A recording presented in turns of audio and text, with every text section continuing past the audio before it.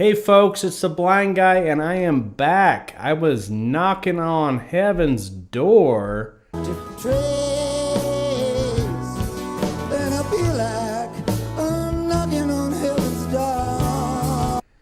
Yes, I had a bit of a sickness and I am all healed up and I am back to do some more reviews for you guys. Fortunately, while you're sick, you are able to watch a lot of movies. So in this episode of A Blind Guy's View, we are taking a look at 1941's Suspicion, directed by Alfred Hitchcock, starring Cary Grant and, of course, my personal favorite, Joan Fontaine. Yes, this is a good one, folks. So this is the one that Joan Fontaine won the Academy Award for Best Actress in, which a lot of people view as being a bit of a makeup award for her lack of winning one in Rebecca from the year before. I don't know if that's the case. I think her performance in Rebecca probably is a little stronger, but it's Joan Fontaine, so they're both excellent. So the premise of this movie is Joan marries a man played by Cary Grant who turns out to be a bit of a swindler, and then Joan begins to become suspicious, hence the title, that Cary Grant is in fact a murderer who is out to murder her for her father's fortune that she has inherited. And in classic Alfred Hitchcock style, this movie builds the suspense as it goes, and it's done very well in that regard. It has a couple things that I don't like about this movie. The first being that throughout the entire movie, probably well over a dozen times, Cary Grant's character refers to Joan Fontaine as monkey face.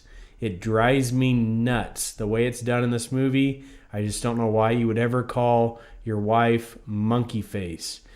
But be that as it may, the other thing that I dislike about this movie is the ending. I'm not going to spoil the ending, but as we know, movies made in the 1940s had to, according to the Hays Code, have a righteous ending. And so this movie, so you should just know that anytime you're watching a 1940s movie, so it's not a spoiler at all. So the Hays Code was in effect. It began about 1930, and it didn't actually have teeth until 1934, and then it was in effect in Hollywood all the way up to 1968. It was not government censorship. What it was a self-imposed censorship done by the Hollywood production companies in agreement with each other. And like I said, beginning in 1934, that's when it started having some teeth, and they started actually really enforcing it. And so one of the rules in the Hays Code, named after William Hays, who was the head of the Motion Picture Association, was that you could not show a person engaging in crime benefiting in the end from that crime. So they had to receive justice. And so in the original ending had a much darker ending, and Alfred Hitchcock was pressured by the studio to change the ending to a more righteous ending. And that's unfortunate because the ending seems to be shoehorned in there. Shoehorned in at the end. The movie doesn't seem to be building up to that point, and then it's like, yep, and now we have a righteous ending. Although Alfred Hitchcock, in his genius, made the ending ambiguous enough that there is some debate as to whether it's in fact a righteous ending. So that does save it a bit. And so if you watch it, and let me know in the comments whether you think this is indeed a righteous ending or is it not. Is Alfred being a little coy? Now, Alfred Hitchcock has gone on record saying he strongly regrets having to change the ending. He originally had an ending that was not even in the book, but it was Joan Fontaine's character was writing her mother a letter saying that she knew her husband was going to poison her, and then he brings in a glass of milk and she drinks it and asks him to deliver the letter, and the movie ends showing him delivering the letter, thus incriminating himself. That's kind of a cool ending when you think about it, and in fact, it's probably a little better than the one that's in the movie. So those are the only two things I dislike about this movie. The performances are very strong. The atmosphere is great. It takes place in some great old mansion-type houses. I believe it's somewhere in the UK. Shows some old cathedral-type places like that. Very cool atmosphere-wise. And of course, like I said, the acting is good, the directing is good. So it is worth seeing. Now, is it better than Rebecca? No, I do not believe so.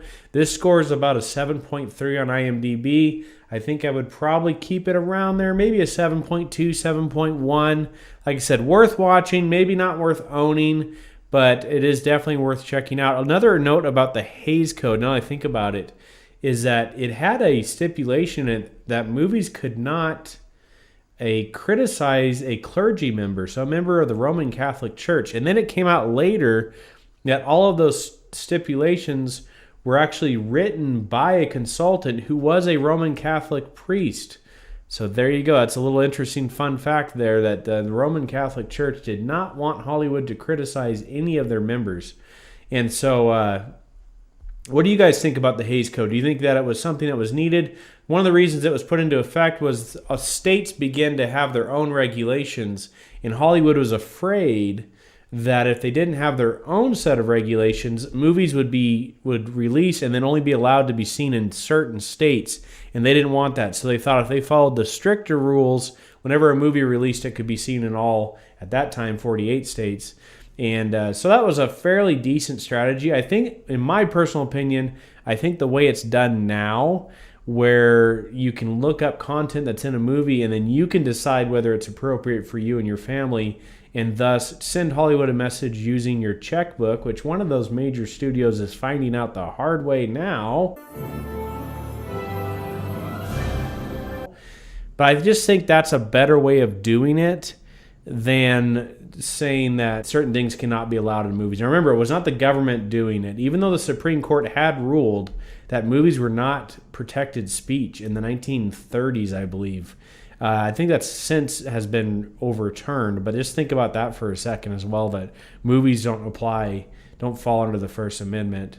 So those are my thoughts on the Hays Code, on Suspicion itself as a movie. Like I said, check it out. Let me know what you think. Is the movie ending really righteous, or is it just being a little tricky there at the end? Thank you guys for all your support. If you want to support or sponsor an upcoming video, I can do a review of a movie you want, or a game that you want, or an album that you want. Just send me an email using the email address in the description. If you would like to help support the channel, if you use any of the Amazon links in the description to buy whatever you want, it doesn't have to be the product that's advertised. That also helps support the channel and doesn't cost you anything extra. Thank you guys so much for everything. I've got the 100 subscriber challenge video out. If we hit 100 subscribers, I will do the challenge. We're getting there. Baby steps. Think positive. We will do it.